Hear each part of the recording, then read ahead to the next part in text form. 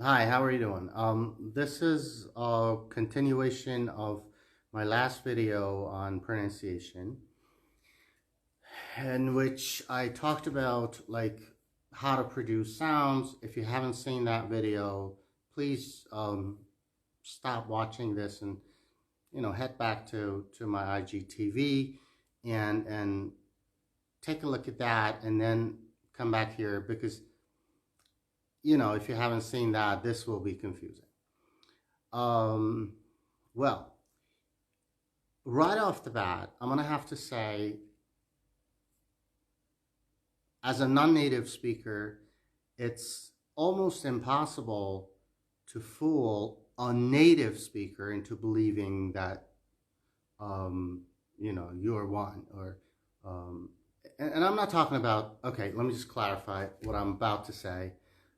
Wow, there's going to be lots and lots of, caveats and qualifications. Okay, the first one is this one. When a non-native speaker like me opens his mouth, within the first 10 seconds, the jig is up. It's obvious. Any native speaker, any uh, native speaker of English would listen to me, and within the first 10 seconds, he or she will be like, oh, okay, he's not a native speaker. And that's really obvious. However, um, this is an aspiration on our part as people who want to learn and hopefully master the language.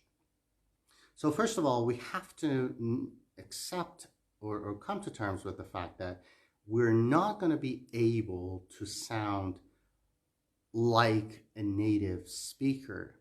However, relatively speaking, you can sound better. And this requires two things. One, a revolution, and then an evolution. So I really do not, I mean, believe it or not, maybe this is a hard pill to swallow, but I do not really believe that sounding better in a foreign language is a gradual process. The graduality of the process is a given, it's obvious, yes. There's a somehow like a degree of some sort of a like a how should I say this? You see, that's the problem. The problem with a non-native speaker is that words don't come to us as easily as we expect them to. Anyway, let's just say if I liken it to the movement of a worm, like a worm, how slow, or a snail, even better, is a snail. Just imagine a snail walking, crawling, whatever, towards a goal. It's going to take such a long time that you might as well say, oh, it's not even happening. So when you are getting better, you're not going to feel it. You're not going to feel that improvement. However, at the beginning of this, you know, phonetic vocal journey, there is a revolution, and that's a very rude awakening where you feel like, oh my god, what I sound to myself is not what I sound like to others. I think I sound like X, but in fact I sound like Y. um, and that's a very, very soul crushing experience.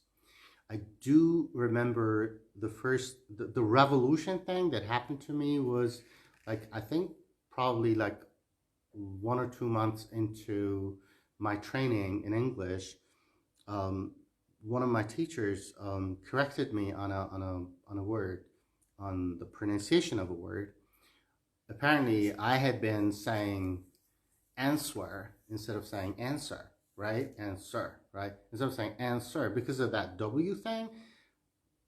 Suppose I think I suppose I was well, I really do not really know for the life of me. I really do not know up until this moment. It's been more than 2 decades now. I do not really remember saying or pronouncing the word like answer, but apparently I had been doing that. That's why I was called out on it. And I do remember my teacher um, was pretty annoyed because I was actually ruining his pronunciation as well. So he told me that. He told me that, and he was like, "It's not answer, it's answer." And I was like, "Did I not say that?" And or was I not saying that? Something to that effect. I'm paraphrasing, obviously. And then he said, "No, you keep saying answer. It's not answer, it's answer." And that I do remember on that day, I felt like, oh my god, I was not really worried about that particular word because, well, he fixed it for me. I was worried about the rest of my you know reproduction of the language or simulation of the language that I was aiming for, and I couldn't even sleep on that fateful night. I do remember that I was like, oh my God, most probably he just said one thing to make me know how horrible I'm sounding, or I was sounding to him and to others, obviously. And so that is what I meant by revolution. I think for any person who's learning a foreign language, there has to be or there has to be or there is that point of revolution where you feel like, oh my God, I sound horrible. You do wake up to a very, very, very bitter um, experience.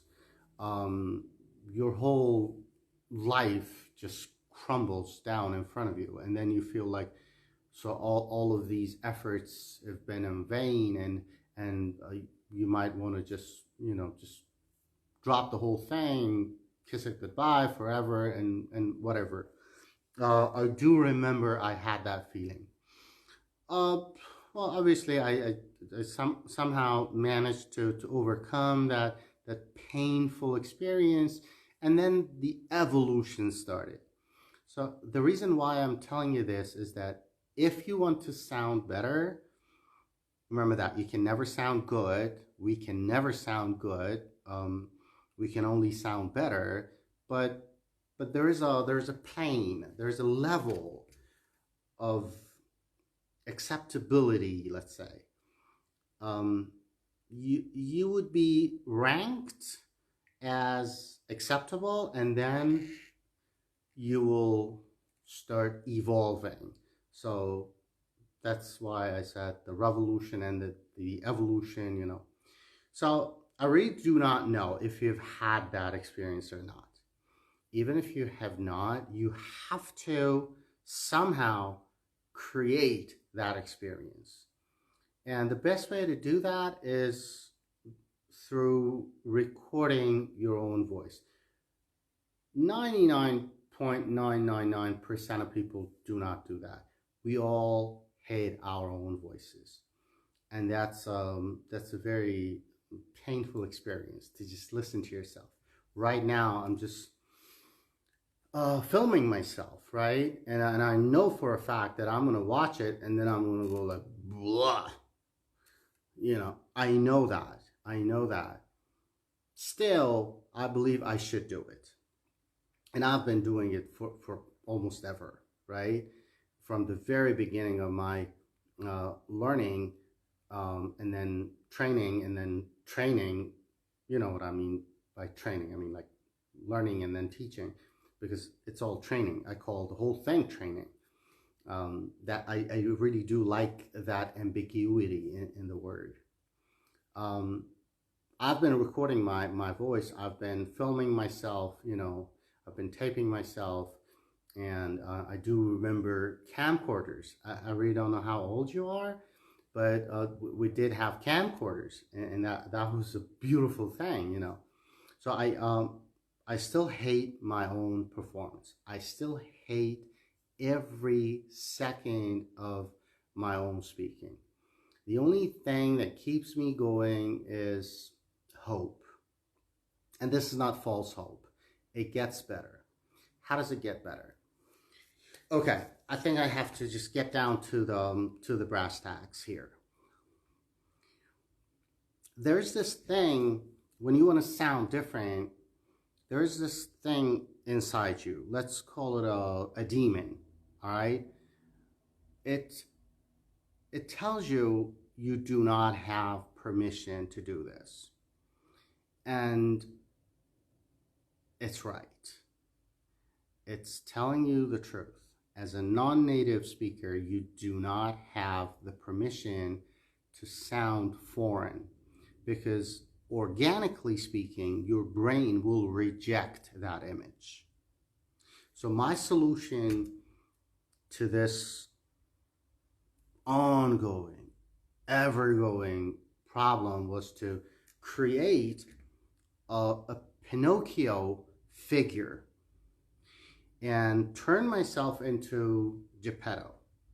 I'm sure you know the story. So when I'm speaking, obviously I'm not speaking, I have never spoken the language.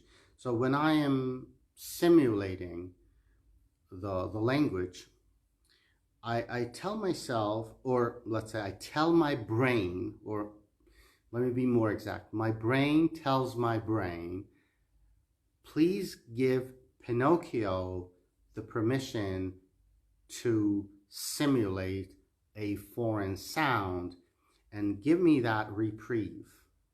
Give me that window of opportunity during which I can actually sound different, and I promise I'll be back. Because, you know, when you start sounding different, your brain feels absolutely alien to itself, in itself, and by itself, and with itself. And it's like a trauma. It's absolutely traumatic for the brain to become detached from itself in such a radical way. So you are rebelling against yourself when you're speaking a different language in a different way, because I can easily water it down to the point where my brain would easily give me the permission. For example, instead of saying permission, I can say permission, and my brain would be like, oh, that's better, don't say permission. In order for me to have that permission to not say permission, I need to ask my brain, let me just be more exact again, my brain needs to be able to ask my brain for that reprieve, for that opportunity, for that limited amount of time. I know I'm being very confusing, but it just comes with the territory.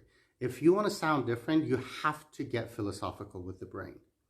You have to get philosophical with the whole endeavor, because what you're doing is a very bad and undesirable, even painful experience for the brain. You are asking the brain to produce an image that does not exist, and this is traumatic. Right now, I have about, I think, less than 1 minute to wrap this up, but it's not over yet.